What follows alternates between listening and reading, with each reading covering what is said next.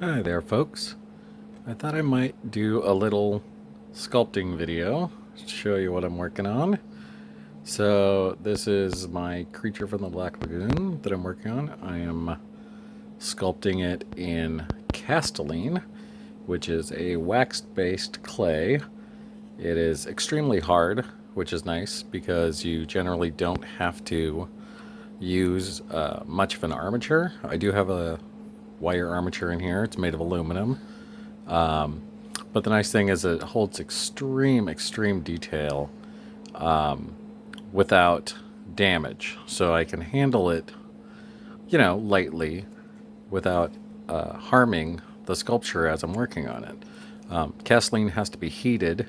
I have a clay pot over here, and I have a little alcohol lamp that has denatured alcohol in it. That's for heating my tools.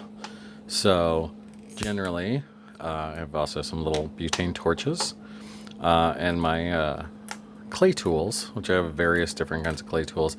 Some are specifically made for doing like dental sculpting. A lot of my tools, though, I'll make them out of guitar strings. A lot of the time, I can never quite find a strong and small enough wire.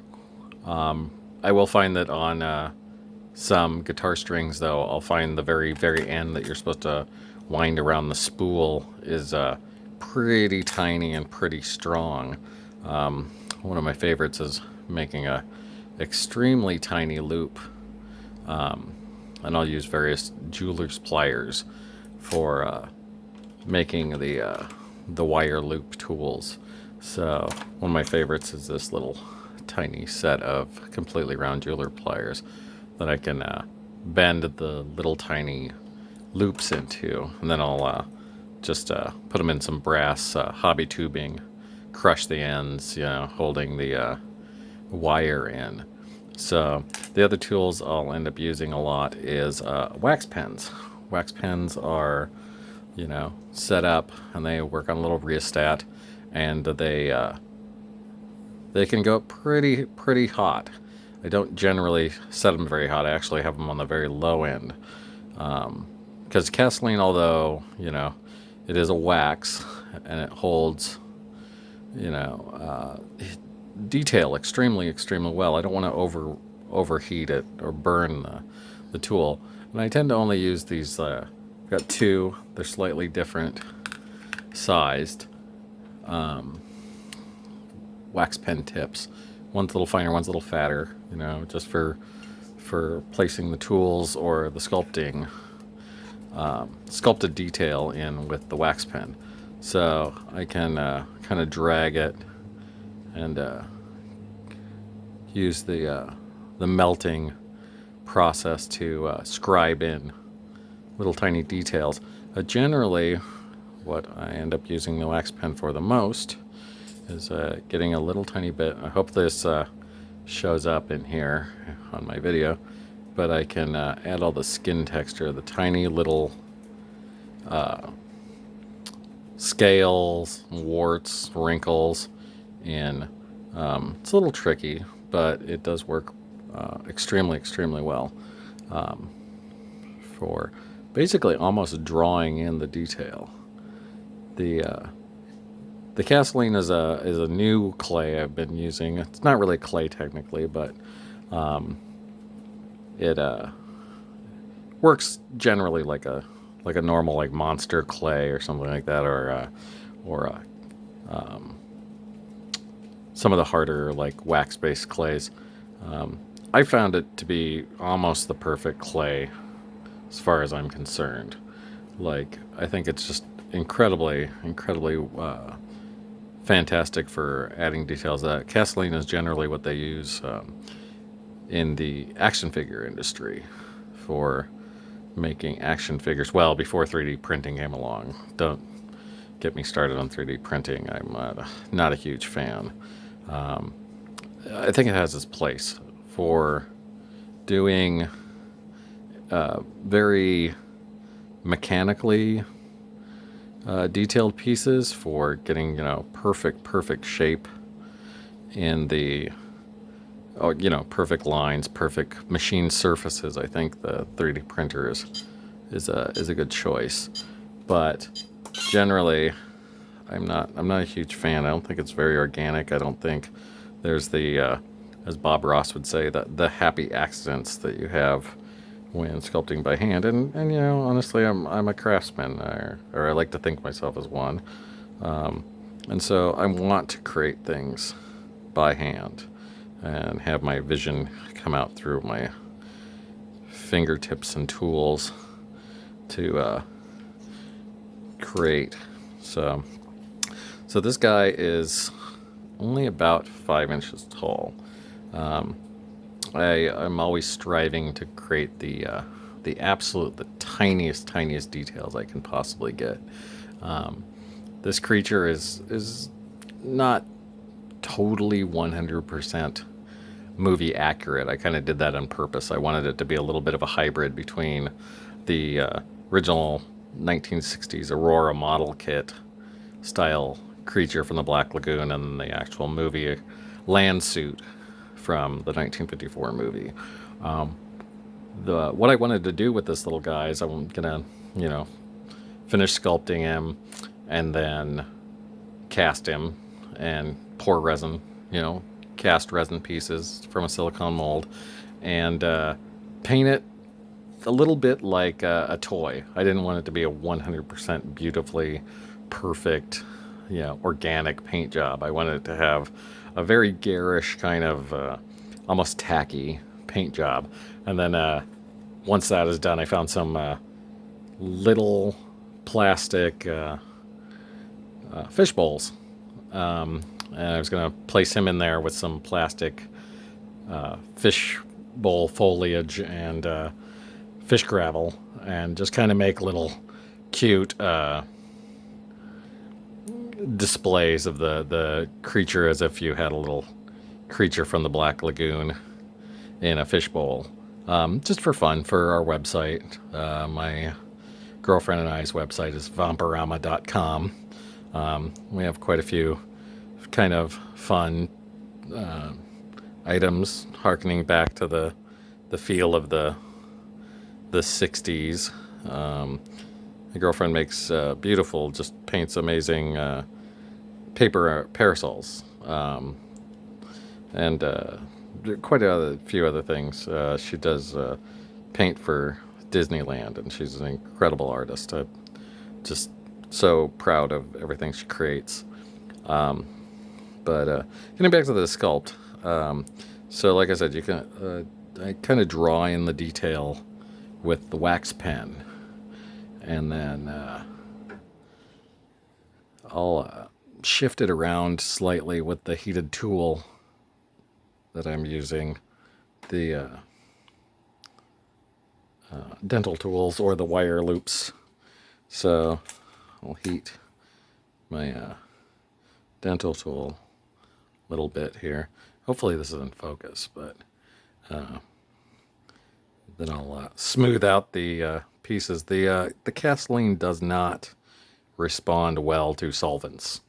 A lot of the things like Monster Clay, when I've used it in the past, which I like Monster Clay, but even the hardest grade of Monster Clay still don't find it to be able to capture the really, really tight details that I like. And like I said, I'm always kind of striving to try and create the absolute tiniest detail I possibly can. It's just a personal challenge I've always kind of enjoyed doing for myself.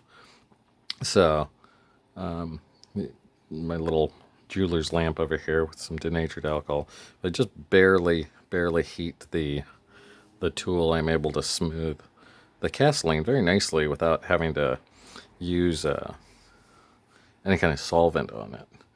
And the nice thing is it like retains incredibly sharp detail. With some of it, obviously, I'll still get some tool marks, so I might like flash it off just the tiniest bit with a butane torch. I find these little garbage butane torches generally at convenience stores. I'm sure they're for smoking crack, but they work really well for my sculptural business. I'd refill them with regular butane to flash off any of the tooling marks that I might end up having. The nice thing again is the castilene is so hard that even these tiny little features like the claw tips are still really stiff. They're kind of hard to damage generally. So when I mold this, when I do a clay backing to make a 2-part silicone mold, I generally won't have any problem with like destroying any of my details while I'm making my clay line up the figure, which is nice because then when you flip the mold over, pull your clay out to do your second pour of silicone, I'm not going to have destroyed details along the mold line that I created. So the base, I'm probably just going to do like a little rock base. Again, as in the spirit of the sculpture that I was trying to capture, I have an old 1960s Marx toy. This is actually the reissue, but I kind of liked how crude in some ways these toys were. They had detail and they were really well done considering. And these original toys were probably sculpted in acetate, which is an incredibly hard substance to sculpt in. These would basically have to be like cut out on a bandsaw, and then using again like hot tools. The artist would have to go in and carve away all the detail, and then carve in all the really fine lines with heated tools again. But acetate was an incredibly hard substance to sculpt in. All the Aurora toys or models were made that way, and these old Marx toys were probably sculpted in acetate originally too. They would just come in a solid block, and the artist would have to, like Michelangelo, carve down to the shape they actually wanted. But a lot of those original acetate sculptures are still existing today. I mean, they're in the hands of private collectors, but they're still out there. So that's kind of the idea. I wanted to have this reminiscent of this old Marx toy. So I'll actually probably put a little base that's similar to this with kind of a little rocky outcroppings. I don't know. I don't think I'll probably do a nameplate, but that's kind of where I was going with that. So when adding some of the detail, like I can't use the wax pen for everything. It's great for the little tiny minor details. I'll reach over into my clay pot here. I've got a clay pot that's just regular pot from a Goodwill, and I've got a little heater underneath it, like one of those little plate heaters that you would have found in the 60s for using in probably a almost like a high efficiency hotel room where you would have had a kitchenette in there. So I've got one of those little plate heaters, this pot. I only need to keep the clay just warm. I do have to turn the pot on probably about 2 hours before I'm actually wanting to sculpt, because it takes so long for the clay the castilene to warm up. It's actually because it's so rock hard. It takes quite a bit of heat to actually get to be a liquid state. I don't try and get it to a completely liquid state. I just want it like softened enough that it's easily malleable while I'm handling it for sculpting purposes. It doesn't take a ton of heat to deform the clay, but it's certainly more than just you can get through working with your hands. No, with the monster clay, it didn't take much heat either. I had a hot pot for the monster clay. I only discovered I knew about castilene and wax carving for a while, but I only switched over to it recently, and I've become a huge fan. I find it just kind of does everything I want it to in a clay. So with all the wire loop tools, I can actually go in and reduce the clay that I just put in. I'm not attempting to take a ton away, but I'm just kind of shaping the surface a little bit. Then I'll go in here, give it a quick kiss with the torch. That kind of smoothed it a little tiny bit for me. So I just put a little claw on the big toe of the creature there and go in here with the wax pen. A little chunk, let it melt on the tip of the wax pen. Then I can go in and essentially draw in the knuckle right with the wax pen. And if I can actually use the wax pen to manipulate the wax down a little bit on the surface. So, but really a fan of the castilene now. I can see why so many professionals in the industry, again in the toy making industry, use it, because it's got the advantage of just being so incredibly rigid and being able to hold detail so tightly. So hope you enjoyed that. I'll try and do some more sculpting videos in the future if anybody's interested. Kind of something I wanted to do for a little while. So have a good night, and thank you everybody for watching.